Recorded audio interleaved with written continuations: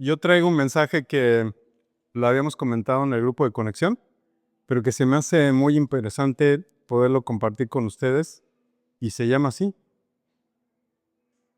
de hijo a huérfano, ¿no es cierto? De huérfano a hija. Vamos a retroceder. Y sucede que yo estaba tomando un curso en el trabajo y me pidieron que leyera un libro y en ese libro venía una canción de la historia de una persona que me llamó la atención y que dije, bueno, la voy a tomar para este mensaje porque me gustó mucho. Y es una cantante de música country que su padre llevaba un año de muerto y entonces escribe una canción que la tituló, si me dio nada más para la siguiente, está medio triste, pero dice, El hombre al que nunca conocí. Y estos son solamente 2 párrafos de la letra de esa canción y dice, vivió al final del pasillo y todos los días nos decíamos, pues hola, ¿no? Nunca lo conocí realmente. Él estaba en su periódico, yo estaba en mi habitación, nunca me dijo que me amaba, supongo que pensó que lo sabía. El gran hombre al que nunca conocí. Y la letra cuando la escuchas pues está muy triste y sombría porque al final habla de una relación poco estrecha con su padre, una relación en donde le hubiera gustado haber conocido más a la persona con la que vivía. O sea, más allá de nada más vivir, quería tener una relación con él. Tenía la necesidad de sentirse amada por su padre y al final me gustó mucho esta historia por la similitud de la historia que te quiero compartir al día de hoy. Y es que me doy cuenta, después del paso de muchos años, que nosotros cuando nos convertimos en cristianos, podemos ser salvos, podemos ya tener mucho tiempo en la iglesia, podemos tener ya nuestras actividades, puedes vivir en la alabanza, en la parte de multimedia, en donde quieras.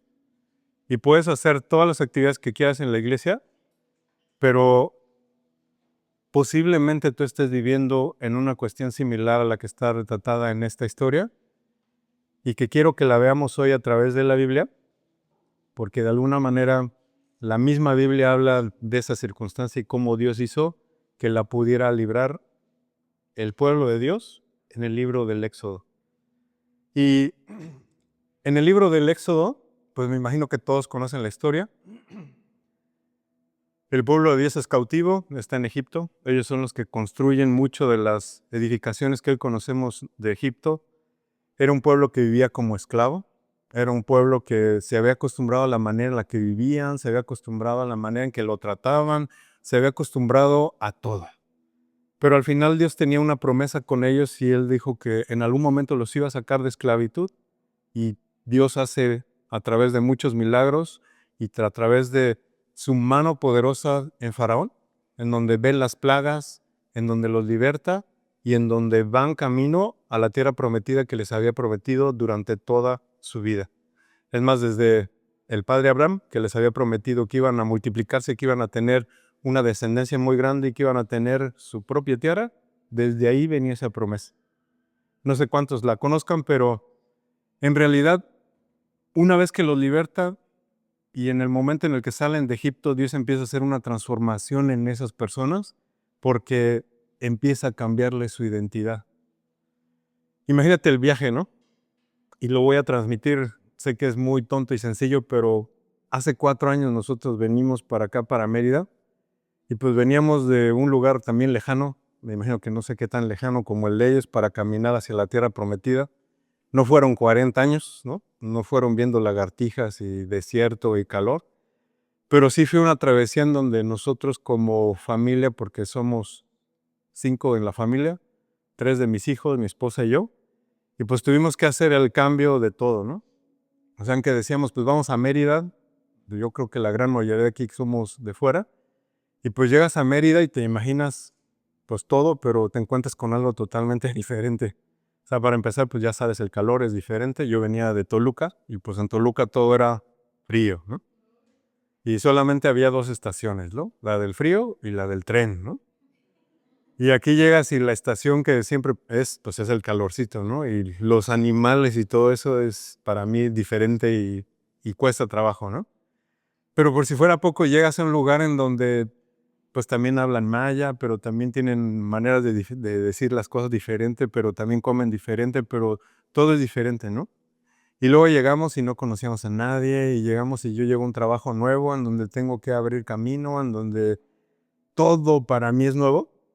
Y llegó momentos en donde yo decía, ay, en la torre, si habré tomado una buena decisión y no me habré equivocado y a lo mejor, pues mejor regreso, ¿no? A donde estaba tranquilo y a donde me sentía y conocía ya todo lo que hacía. Entonces, esta historia es exactamente igual. Si nosotros nos centráramos en lo que está pasando el pueblo de Dios, pues es una esclavitud en donde ellos no tienen identidad más que, pues tienes que hacer lo que el faraón dice. Y Dios los saca a través de su mano poderosa y los lleva a la tierra prometida, pero empieza a pasar algo que quiero que veamos. Y es, primero, pues son muchos sentimientos encontrados, ¿no? Ven la mano poderosa de Dios con las plagas, donde a ellos no les tocaba, donde al final una muy fuerte y mueren todos los primogénitos y el pueblo de Dios no le pasa nada. En donde ven todo lo que estaba sucediendo y si lo viera yo, la verdad es que pues no me lo imagino y me cuesta mucho trabajo entender que los granizos, que los piojos, que las moscas, que todo lo que sucedió a través de ese momento y yo estarlo viendo y sabiendo que era Dios el que lo hacía, me imagino que para ellos era darse cuenta de quién era el Dios que en algún momento le oraban. Pero además, salen de Egipto, abren el Mar Rojo y además de que ven cómo pasan el Mar Rojo sin que, dice la Biblia, sin que sus pies se mojaran, algo totalmente sobrenatural, pues llegan un momento en el que ellos mismos pasan de la euforia a un momento de temor. Y entonces vamos a ver lo que dice la Biblia. Dice entonces Moisés y los israelitas entonaron este canto en honor del Señor y dice, cantaré en honor del Señor que tuvo un triunfo maravilloso al hundir en el mar caballos y jinetes. Mi canto es al Señor, quien es mi fuerza y mi salvación. Él es mi Dios y he de alabarlo. Él es Dios de mi Padre y he de enaltecerlo. El Señor es un gran guerrero, el Señor, ese es su nombre. Muy padre la oración porque se ve en el corazón de las personas lo que estaban pensando de quién era Dios para ellos y cómo después de todo lo que estaban viviendo, ahora saben quién es Dios. Pero dirían los chavos y los comerciales, 3 doritos después, y entonces vamos al siguiente. El pueblo de Dios empieza a caminar, sabemos que fueron 40 años, y entonces dice, allí en el desierto, todos empezaron a murmurar contra Moisés y contra Aarón y les decían, ojalá el Señor nos hubiera hecho morir en Egipto, allá nos sentábamos junto a las ollas de carne y comíamos hasta llenarnos. Pero ustedes nos han traído al desierto para matarnos de hambre a todos.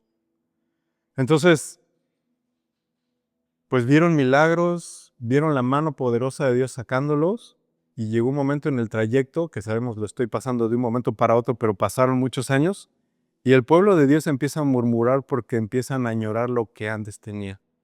Tenían comida, lo que decían, podíamos comer hasta llenarnos. Además, ustedes pareciera que nos trajeron para morir en el desierto, ¿no? Pero además, vemos el que sigue, dice, pero el pueblo tenía sed y hablaron en contra de Moisés y decían, ¿para qué nos hiciste salir de Egipto? ¿Para matarnos de sed junto con nuestros hijos y nuestros animales? Pues en un desierto y si te sales a las 12 del día aquí en Mérida, pues ha de ser similar. Y has de sentir o el golpe de calor o el golpe de que ya me ha pasado y es horrible, ¿no? Entonces imagínate sin agua, pues yo creo que hasta cierto punto los entendería, pero Dios estaba tratando con ellos, Dios los estaba cambiando. Y Dios pasa por un proceso siguiente en donde les empieza a dar seguridad. Sabemos que todos estos momentos pasaron, pero si nos vamos más adelante, pues realmente esto era un campo de entrenamiento. Recordando lo que veníamos hace rato es, Dios los acaba de sacar de una parte de esclavitud, ahora los va a llevar a hacer algo diferente, a que piensen diferente, y por lo tanto, Dios revela la fragilidad humana de ellos, empieza a sacar lo mejor o lo peor como lo vean de ellos, pero además Dios empieza a proveer de manera sobrenatural para ellos. Y esto lo vemos en la siguiente parte. Llegamos a Éxodo 13 y dice, de día el Señor los acompañaba en una columna de nube para señalarles el camino y de noche en una columna de fuego para alumbrarlos. Así pudieron viajar de día y de noche. Imagínate, si estabas en el desierto, si estaba muy fuerte el sol, pero llevabas dos cosas, ¿no? Una columna de nube, por lo menos, pues ya sabemos que cuando está nubladito, el calor y el sol es menos, ¿no? Y la otra, cuando ibas en la noche, pues no había lámparas, no había conexiones, no había nada, pues Dios les ponía una columna para que ellos pudieran ver. Y aunque no está aquí, la Biblia también dice que durante todo el tiempo que anduvieron caminando, ni sus zapatos ni sus ropas se hicieron viejitas, ¿no? Yo hubiera querido un milagro de esos, ¿no? 40 años y sin que tuviera que cambiar mi ropa ni mis zapatitos, ¿no? Y además, Dios les sigue dando esa provisión. Y en el siguiente, vemos cómo dice, he oído murmurar a los israelitas, y aquí ya habla Dios, y dice, habla con ellos y diles, al atardecer, ustedes comerán carne, y por la mañana comerán pan hasta quedar satisfechos, así sabrán que yo soy el Señor, su Dios. Aquella misma tarde vinieron codornices, las cuales llenaron el campo, y por la mañana había una capa de rocío alrededor del campamento, después que el rocío se hubo evaporado, algo muy fino, parecido a la escarcha, quedó sobre la superficie del desierto. Como los israelitas no sabían lo que era, al verlo se decían unos a otros, ¿y esto qué es? Y Moisés les dijo, este es el pan que el Señor les da como alimento. Y pues este no es otra cosa más que el maná. El pueblo empieza a decir, pues es que allá comíamos carne, ¿no? Y aquí, pues, ¿qué vamos a comer? Entonces Dios de manera sobrenatural les dice, van a comer carne y además van a tener pan durante todo el camino. Y de pronto, pues pasa esto, ¿no? Pero es para que ellos vieran que Dios era quien tenía el cuidado y estaba con ellos. Sé que es un resumen muy rápido, pero ahora Dios está haciendo con ellos una nueva identidad. Dios los está pasando de esclavos a un pueblo elegido. Dios les está cambiando durante 40 años, aunque la Biblia dice que era un pueblo que, ya lo oímos, malagradecido y todo lo que murmuraba, pues Dios se enoja y dice, esta generación la voy a matar y van a entrar solamente los nuevos. Y cuando yo lo estudiaba, yo dije, ay Dios mío, pero si tú eres un Dios misericordioso, ¿por qué tienes que matar a todo un pueblo, no?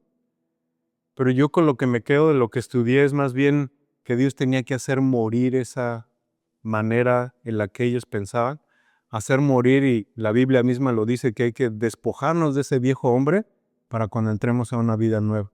Y eso era lo que Dios estaba haciendo con el pueblo de Dios. ¿El que sigue?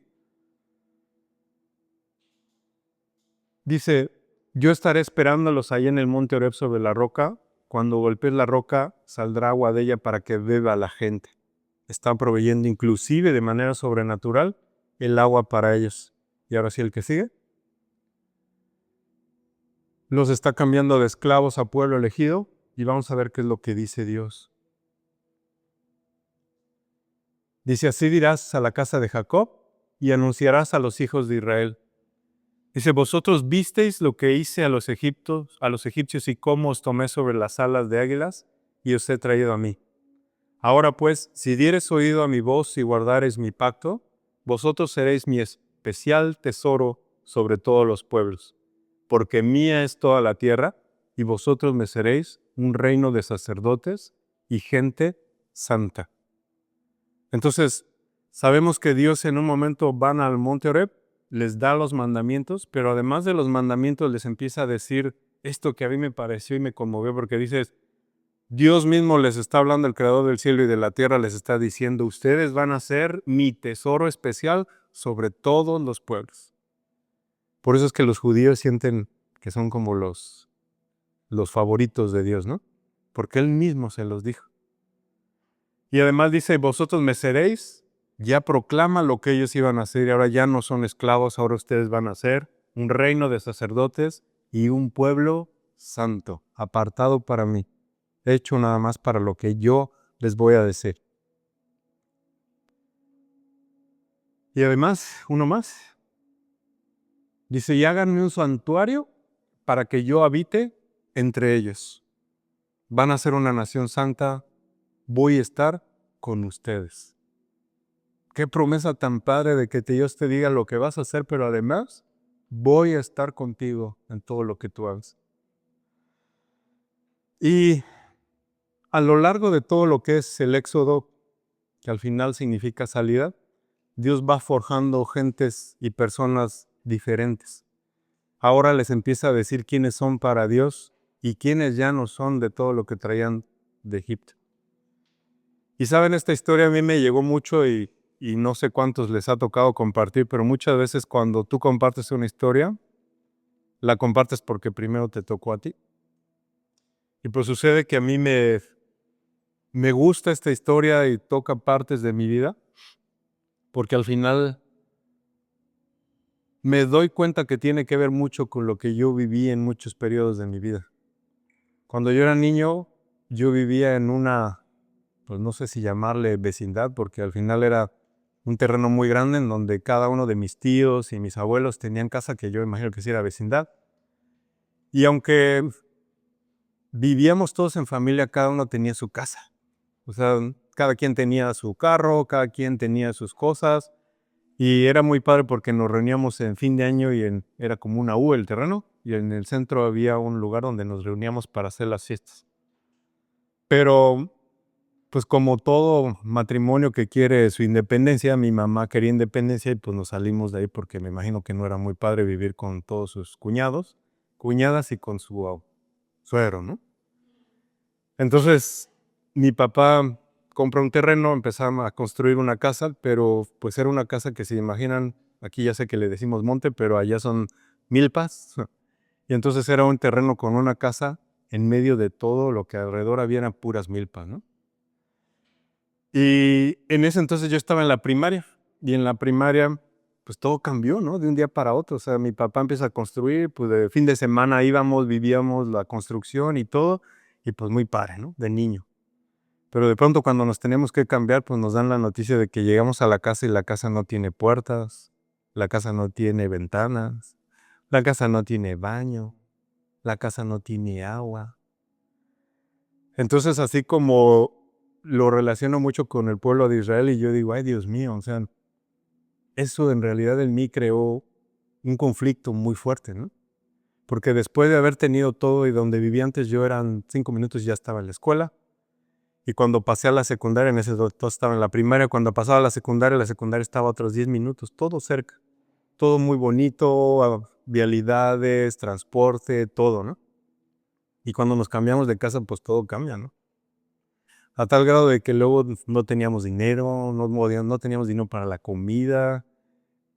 Cuando hice mi primera comunión, me acuerdo que pues te preparas con todo lo más mono que tienes, pero lo más mono que tenían unos zapatos que hablaban así. Y que tuve que pegarlos para ir a la primera comunión y demás. Entonces, cuando llego a la preparatoria, o sea, ya habíamos pasado ahí primaria, secundaria, preparatoria, pues yo me relaciono muy bien como lo que pasó al pueblo de Egipto, en Egipto, ¿no? Estaba acostumbrado a no tener dinero, estaba acostumbrado a tener carencias, estaba acostumbrado a que todos los demás eran más que yo. Mi autoestima fue muy fuerte todo lo que yo viví. Y igual que la historia que les decía al inicio, mi papá pues iba, trabajaba, se iba en la mañana, llegaba en la noche, no nos veíamos y por si fuera poco para rematar la historia, a los 18 años mi papá se divorcia de mi mamá, ¿no? Se entera mi mamá que tenía otra familia y pues se separan y luego viene otra más fuerte donde pues embaraza a mi esposa y se pone todo vuelta para arriba mi vida, ¿no? Cuando llego a Cristo, la verdad es que era que yo algo que pedía a gritos, ¿no? Mi vida era muy conflictiva, tenía mucho, todo lo que les acabo de decir en mi mente era un mar de emociones negativas, ¿no? Y por eso es que creo que esto es muy importante para nosotros, porque cuando llego yo a los pies de Cristo, Dios empieza a trabajar poco a poco en mi corazón. Dios empieza a formar así como el pueblo de Dios en transformar algo que venía de toda la escasez, de todos los problemas, de todas las necesidades, de todo, a transformar en lo que hoy doy gracias por lo que está haciendo y que sé que todavía va a venir algo más grande. Y de ahí es que quiero que vayamos al tema para que sepamos cuál es el significado de huérfano. Si yo les preguntara y alguien dijera, ¿qué es un huérfano? Alguien levante la mano y díganme qué piensan que es un huérfano. Ya sé que los puse tristes, pero ya pasó, ya lo superé. ¿Alguien que diga que para ellos qué es un huérfano? Perfecto. También está solo. Muy bien. Pues según la RAE, vamos a ver qué dice que es un huérfano. Y se sorprenderían de lo que viene siendo un huérfano, ¿eh? ¿Tienen razón? Dice, persona menor de edad que ha perdido uno o ambos padres por fallecimiento. Es alguien que es falto de algo y especialmente de amparo, que carece de dueño, alguien que se siente solo, sin protección, sin un hogar seguro, sin una identidad clara, sin una herencia, con un sentido de carencia, con un sentido de inseguridad, con un sentido de que debe valerse por sí mismo para lograr subsistir, con una necesidad constante de esforzarse para ganar aceptación de los demás o tener provisión, sin un propósito. Y te preguntarás, ¿no? Bueno, está bien, David, pero ¿eso qué tiene que ver con la historia que acabamos de leer? Pues al inicio yo le decía que muchos de nosotros podemos venir a la iglesia, ¿no? Y yo analizando, porque cuando más problemas tienes, yo lo veo así, más tratas de encontrar la solución, ¿no? La parte bonita de que yo veía inclusive con un amigo que conocí que era de los Alcohólicos Anónimos, es que cuando tú llegas a los Alcohólicos Anónimos, y todos los que son anónimos, lo primero que tienes que aceptar es que tienes un problema, ¿no? Porque si no aceptas que tienes un problema, el encontrar una solución va a ser muy complicado. Entonces, en mi necesidad de todo lo que yo tenía, yo sabía que tenía muchos problemas y andaba buscando una solución, intenté muchas cosas y cuando llegué a Dios, Él fue mi solución a todo lo que yo tenía. Y entonces me di cuenta que al final llegaba un momento en donde sí venía, hacía y todo, pero había algo que todavía dentro de mí no estaba lleno. Y es que yo podía venir a la iglesia, podía hacer todas las cosas, pero en mi mente lo único que tenía por el momento en el que yo había vivido es que nada más quería cumplir mis necesidades básicas. O sea, yo quería tener lo que acabamos de ver, mi seguridad, quería tener un techo, quería tener comida, tenía vivir en plenitud, pero tratando de hacer todo eso, me di cuenta que ni siquiera me había dado cuenta de la parte más importante, que es lo que dice la Biblia y que quiero compartirles hoy, el día de hoy.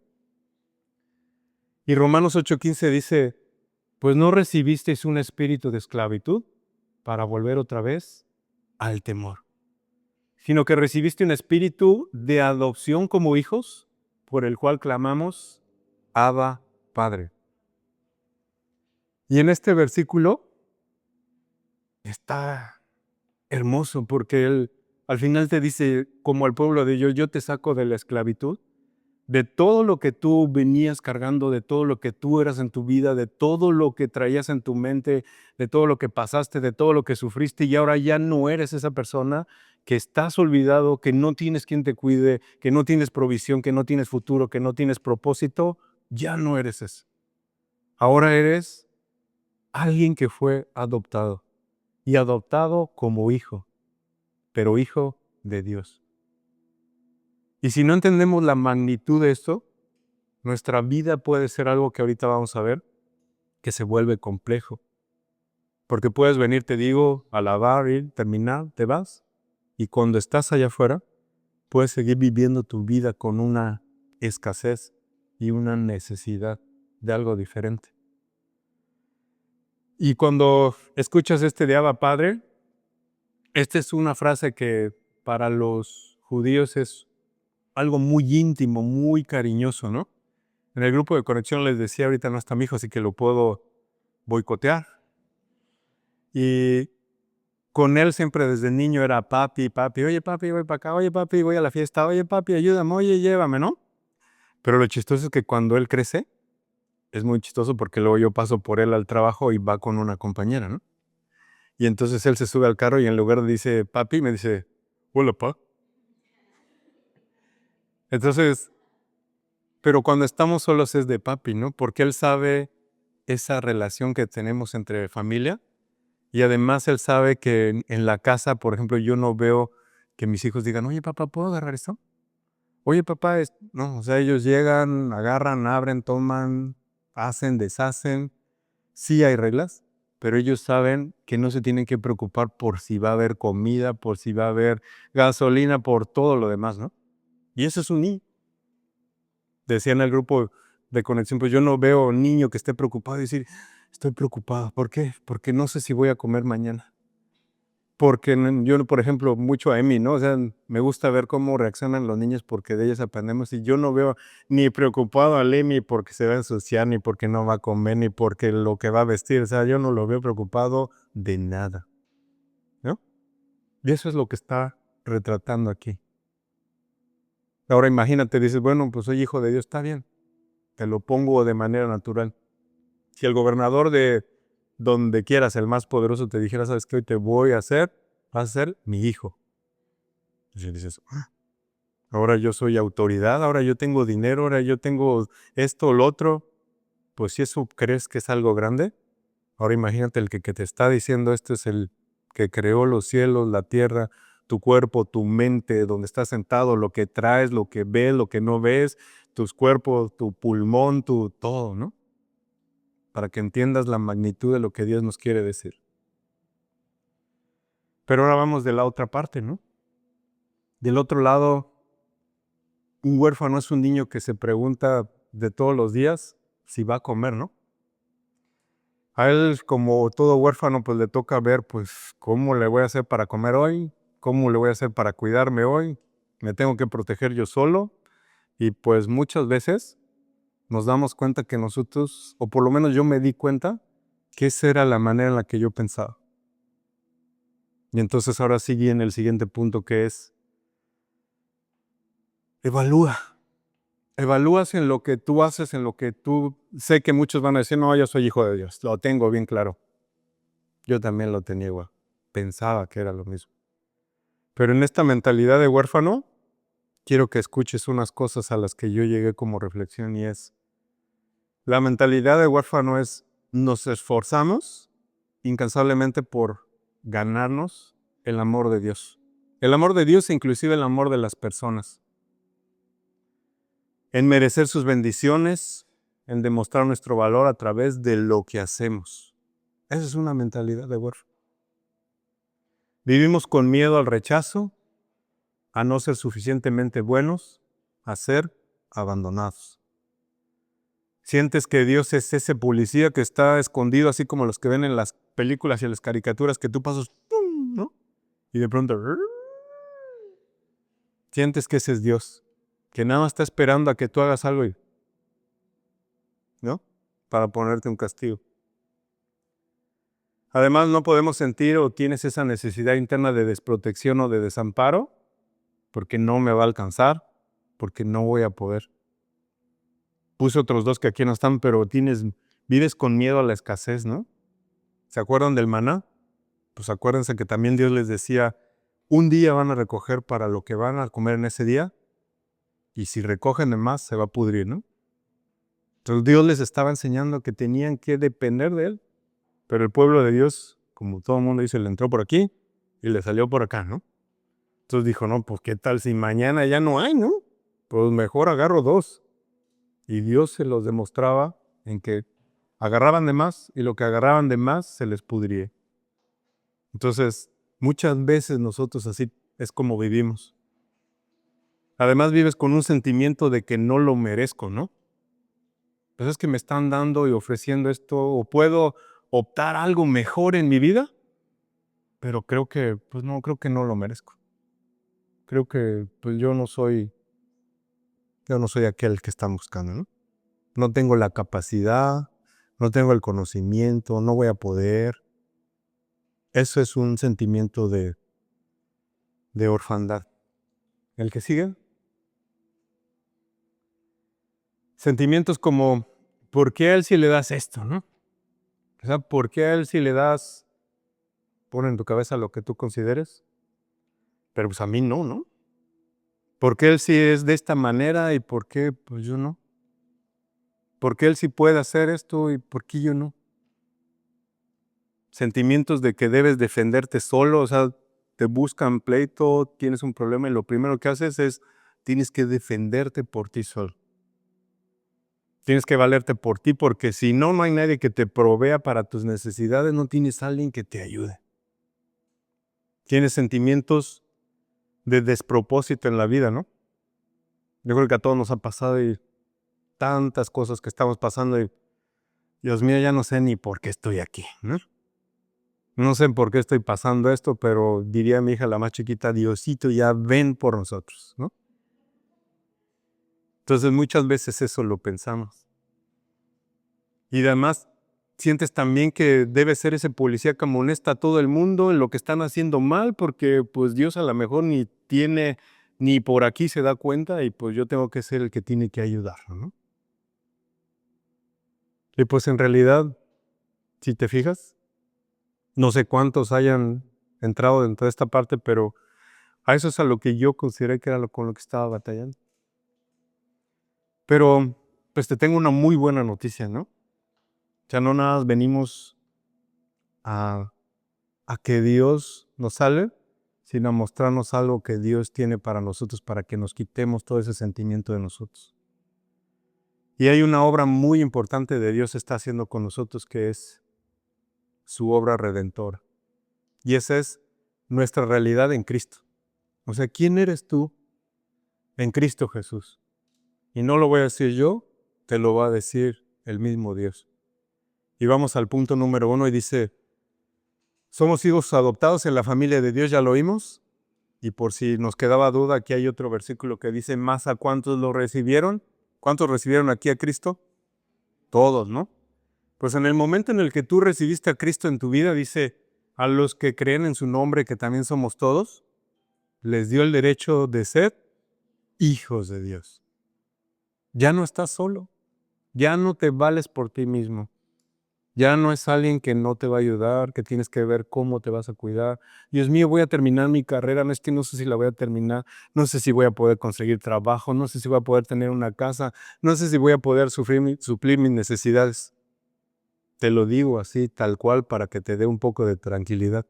Eso que escuchaste de lo que pasó de niño, Dios lo ayudó cuando fue grande. Punto número 2. Además de que Dios te toma como su hijo, dice, somos herederos. Compartimos su gloria, su autoridad y su propósito. 3 cosas muy perfectas, hermosas para nuestra vida. Su gloria, su autoridad y su propósito. Gálatas 4, 6 al 7 dice, y por cuanto sois hijos, por cuanto ahorita creíste, Jesús es tu Dios, tu Señor, entonces ahora eres hijo, y Dios envió a tus corazones, lo decía Sam, el espíritu de su Hijo, el cual clama Abba Padre. Así que ya no eres esclavo. Ya no eres esclavo del pecado, ya no eres esclavo de tus emociones, ya no eres esclavo de la parte negativa, de todo lo que en tu mente te dice, no vas a poder, no vas a cambiar, no vas a poder quitarte ese pecado, no vas a poder cambiar de la manera en la que eres, no vas a poder porque vienes de lo más vil y vulgar. Y ahora dice, así que ya no eres esclavo sino hijo, y si hijo, agrega otra parte muy importante porque es heredero. Heredero por medio de Dios. Y un heredero es aquel que ya sabe que tiene algo que va a recibir al final del tiempo. Entonces, no solamente te va a cambiar, no solamente tienes en tu vida todo lo que Dios puede poner en tu mano, sino además vas a tener una herencia que no vas a ver aquí, pero es una herencia en donde Dios dice tantas cosas muy bonitas, entre ellas, ya no vamos a trabajar.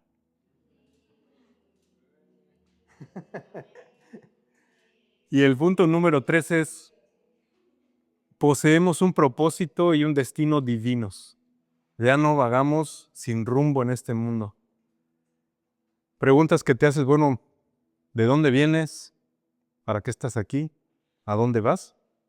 Con Cristo están contestadas. Ya no vagas diciendo, pues hoy como que no sé qué voy a hacer, pero mañana tampoco. No andas vagando sin un rumbo. Dios tiene un propósito para cada uno de nosotros. Y Jeremías 29:11 lo retrata así, dice, Dios es el quien está hablando, dice, yo lo sé, los planes que tengo para ustedes. ¿Y cuáles son esos planes? Planes para tu bienestar y no para tu mal. A fin de darles un futuro lleno de esperanza, yo, el Señor, lo afirmo. ¿No? Y si Dios lo afirma, la Biblia dice que Dios no es hombre para arrepentirse, y lo que Dios dice lo va a cumplir. Esa es nuestra esperanza. Entonces, lo que yo te quiero compartir para terminar este mensaje es que nosotros no somos un error. Muchos, no se depende de la situación en la que estén, puedes pensar, pues es que a lo mejor yo fui un error de mis papás, ¿no? A lo mejor se les pasaron las copas y pues ahora salí yo, ¿no? Tampoco soy un mendigo, ¿no? No soy alguien raro que está en la sociedad vagando y que no sé ni quién soy. No estoy solo. No soy alguien que no tiene rumbo. Soy alguien que tiene propósito. Soy alguien que a lo mejor me dicen que estoy descompuesto o roto, pero la verdad es que no es así. Y las buenas noticias de todo esto es que tu Padre, por eso hace ratito que les decía, vayan y digan bienvenidos a la casa de tu Padre. Tienes un Padre celestial que te escogió, un Padre celestial que no esperó a que tú fueras bueno para que tú pudieras entrar a la casa de Dios, sino que te conoció como eras, ¿no? Y siempre hago la analogía de que nosotros somos como ese perrito que ves en la calle que está todo sucio, mal pintado, mal peinado, mal todo, mal comido, enfermo y todo. Así nos agarró Dios, ¿no? Así veníamos. Ese eres como el simi.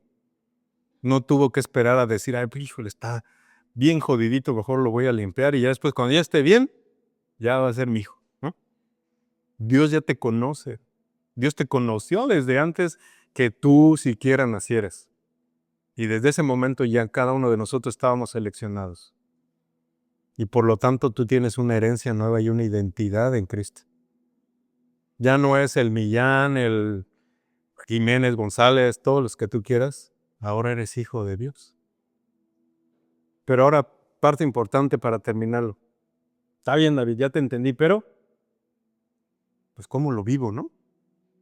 Y esa creo que es la parte que mucho trabajo me costaba a mí, y te quiero compartir unos puntos. Y el primer punto es, abraza tu identidad, o sea, créetela, me decían en mi trabajo, ¿no? Tú tienes que creer lo que tú eres, porque si tú mismo no crees quién eres, ya perdiste, ¿no? Entonces, descansa en su amor y en tu posición como hijo amado, deja de esforzarte por la aprobación y la aceptación. Yo no veo, por ejemplo, a Emi que ay mamá, ya viste, ya hice esto. A lo mejor sí, ¿no? En la escuela. Pero un hijo no se está preocupando por demostrar, ni me estoy esforzando para decirle a mi papá, ¿ya viste que yo soy acá? Nosotros tenemos que vivir lo que Dios nos vive, utilizar los dones que Dios nos dio, y por lo demás Dios lo va a poner, ¿no? La otra que luego cuesta mucho trabajo dependiendo de cómo fue tu papá, dependiendo de cómo esté tu corazón, es pues permítete ser amado. Decíamos hace rato, Él no te juzga por tus errores. Él ya te conocía en la manera en la que tú llegaste. Él no te va a juzgar. Él sabe qué vas a hacer hoy, qué vas a hacer mañana, qué vas a hacer en el futuro. Entonces, si Él ya te conoce, Él no te va a juzgar. La Biblia dice que el verdadero amor echa fuera el temor. ¿Por qué? Porque sabemos que somos amados. Y tenemos que quitar esa necesidad del lujo de ser amado, porque ya te lo dijo Dios. Ya está. Pues ya nada más abre tu corazón al amor incondicional del Padre. E incondicional es, no importa lo que hagas, no importa en el momento en el que te encuentres, Dios te ama. Y Dios es bueno en todo momento, ¿no?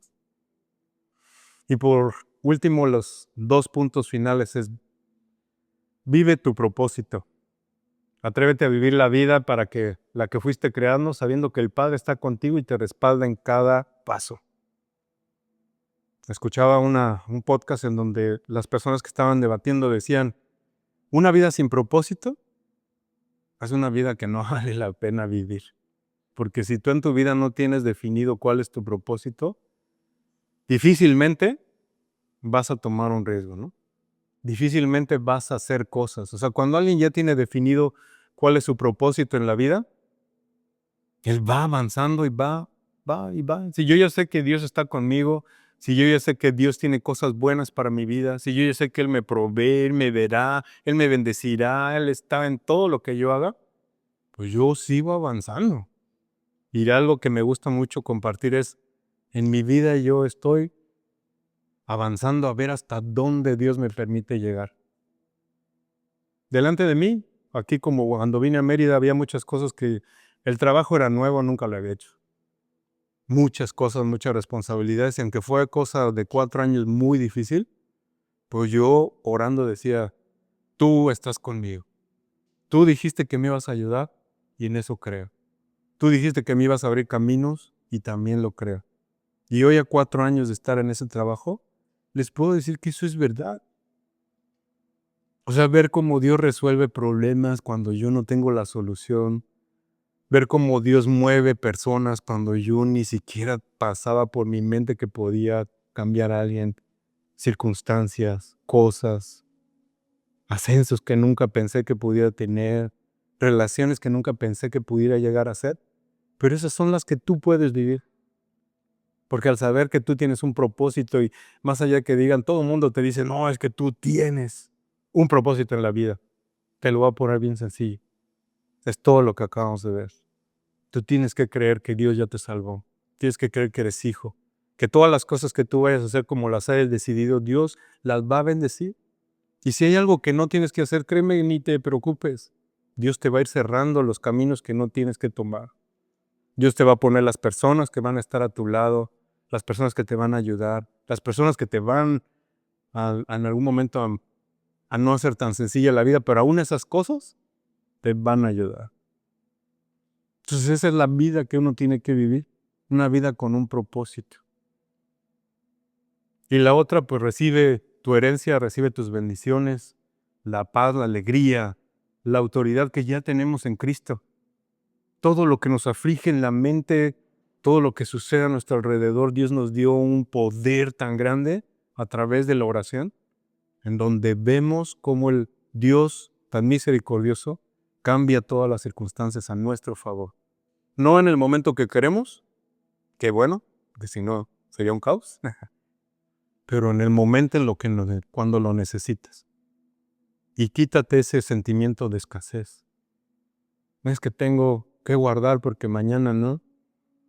Es que no voy a diezmar porque ¿y si no me alcanza? ¿Y si no termino la quincena? No. Honra a Dios con todo lo que tengas y créeme que todo lo demás va a venir por añadidura, como le dice Dios. Y pues este es el mensaje. Quiero que te levantes y que me acompañes en una oración final. Porque no sé cuántos se identificaron con esta historia, espero que haya sido de edificación. Considero que después de la salvación, el que tú sepas que eres hijo de Dios y que sepas cuál es tu herencia, es la parte más importante también en tu vida para todo lo que ha de venir. El proceso que vivió el pueblo en el Éxodo fue un proceso de santificación, un proceso de perfeccionamiento, un proceso en donde Dios les estaba mostrando quiénes eran y quién era Dios para ellos. Cierra tus ojos y te pido que oremos a Dios y diciéndole con todo tu corazón, entiende lo que vas a decir diciendo, Padre, te agradezco por haberme invitado a una familia a la que ni siquiera yo pensé que pudiera pertenecer. Gracias por haberme preparado un lugar para mí, por haber pensado en mí, porque en mi necesidad, en mi problemática, tú tuviste a bien llamarme hijo tuyo. Y te la jugaste conmigo, Señor, sabiendo que yo luego no soy lo mejor, pero tú como hijo me vas a cambiar. Gracias porque a través del sacrificio de Jesús es que yo tengo entrada a tu presencia, a mi herencia, a un Espíritu Santo que está clamando por mí como hijo. Me uno al clamor de ese Espíritu Santo y te llamo Papi, Padre eterno, hermoso, teniendo en mi corazón esa seguridad de que tú me cuidas, tú me escuchas, tú has provisto, vas a proveer y siempre vas a estar conmigo y me protegerás. Me voy tranquilo de aquí, Señor, sabiendo que tú eres mi Dios, que tú eres el que pelea mis batallas, que tú eres el que va a hacer justicia, que tú eres el que vela por mi futuro y el de mis hijos, de toda mi heredad. Gracias por poder pertenecer a una familia, Señor, y que te pido que llenes esta iglesia, Señor, con ese sentimiento de familia que tú siempre has dado, en donde cada uno de nosotros tenemos que velar por nosotros, cuidarnos, amarnos, aceptarnos como somos, y que tú cada momento de nuestra vida estás obrando para bien en nuestras vidas. Te doy gracias por esas bendiciones, gracias por ese gran privilegio de ser tu hijo, y bendito seas, Padre, en el nombre de Cristo Jesús. Amén.